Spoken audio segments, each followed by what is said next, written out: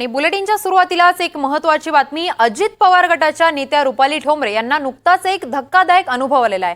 काही मध्यधुंद तरुणांनी ठोंबरेंचा पाठलाग केला असा अनुभव त्यांनी सोशल मीडियावर शेअर केलेला आहे। या संदर्भात फेसबुकवर पोस्ट करत महिलांना सक्षम राहण्याचा सल्ला त्यांनी दिलेला आहे। दारू पिऊन फिरणाऱ्या लोकांवर कारवाई झालीच पाहिजे अशी मागणी देखील ठोंबरेंनी केलेली आहे। दोन मध्यधुंद तरुणांनी ठोंबरे आणि त्यांच्यासोबत असलेल्या महिलेचा पाठलाग करण्याचा प्रयत्न केला होता।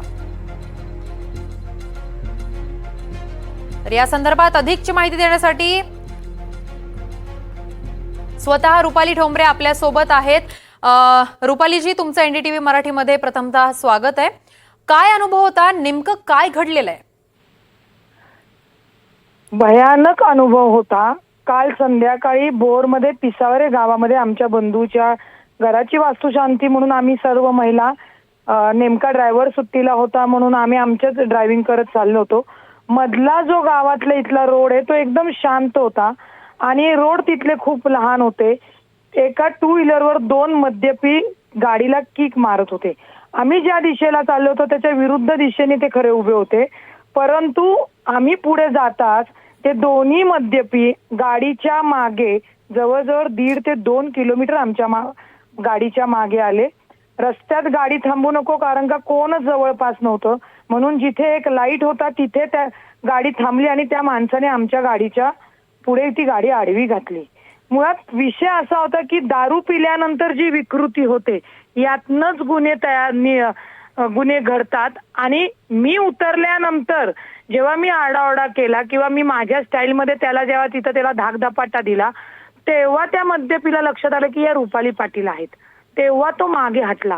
त्याच वेळी माझ्या मनात आलं की इथं दुसऱ्या महिला असत्या तर या माणसाने आतापर्यंत तिथे मोठा गुन्हा घडून काहीतरी विपरीत घडलं असतं आणि म्हणून मी ती पोस्ट व्हायरल केली। पोलिसांनाही मी कंट्रोलला फोन केला। पोलिसांनी तातडीने तिथं गाडी पाठवलेली होती, परंतु त्या प्रसंगाच्या वेळेला कोणता श्रीकृष्ण माझ्यासाठी तिथे येणार नव्हता। त्यामुळे मी महिलांनीही प्रसंगाने आपलं डोकं चालून आपलं रक्षण करणं गरजेचं आहे आणि त्याच्या पलीकडे हे जे मद्यपी दारू पिऊन फिरतात ना त्यांच्यावर सक्त कारवाई होणं गरजेचे। दारू पिल्यानंतर त्यांना वाटतं की आम्ही काहीही करू शकतो आणि त्या दारूच्या नशेत त्यांच्याकडनं खूप मोठा गुन्हा घडला गेला असता आणि तो भाग खरं ग्रामीणमध्ये येतो। परंतु मग ग्रामीणच्या महिलांनी जगायचं कसं? त्यांनी रात्री बाहेर जायचं नाही। त्यामुळे ही मानसिकता बेवड्यांची बदलणं आणि त्यांच्यावर कारवाई करणं हा एक मोठा माझा उद्देश होता। माझी ती मागणी आहे आणि तशी मागणी मी खरं तिथल्या एसपींनाही केलेली आहे आणि गावातले जे काही आमचे राजकारणी बंधू आहेत त्यांनाही केलेली आहे। अगदीच रुपालीजी, तुम्हाला जो हा अनुभव आलेला आहे अर्थातच तो अतिशय घाणेरडा अनुभव आहे। त्या जागी कोणती दुसरी महिला आली असती तर कदाचित हतबल झाली असती किंवा दुसरी एखादी घटनाही घडली असती, पण तुम्ही सक्षम राहून त्यांना चोप दिलेला आहे। पण तुम्हाला काय वाटतं की अशा अतिप्रसंगाच्या वेळी महिलांनी काय खबरदारी घ्यायला हवी? महिलांनी स्वतः सक्षम राहणं गरजेचं आहे। त्याच्यानंतर अशा प्रसंगाच्या वेळी शक्ती नाही थोडी युक्तीही वापरणं गरजेचं आहे। आपल्याकडं एखादं दानकं काठी ठेवणं गरजेचं आहे, मिरचीची पूट ठेवणं गरजेचे आहे।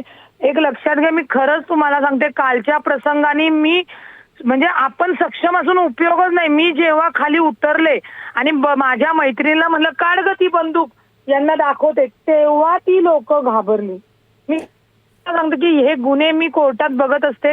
दारूच्या नशेमध्ये गुन्हा घडल्यानंतर मग पोलिसांनी कारवाई करणार, गुन्हे दाखल होणार, त्याच्यामध्ये त्या महिलेचं किंवा जे कोणी लोक असतात त्यांचं नुकसान झालेलं असतं।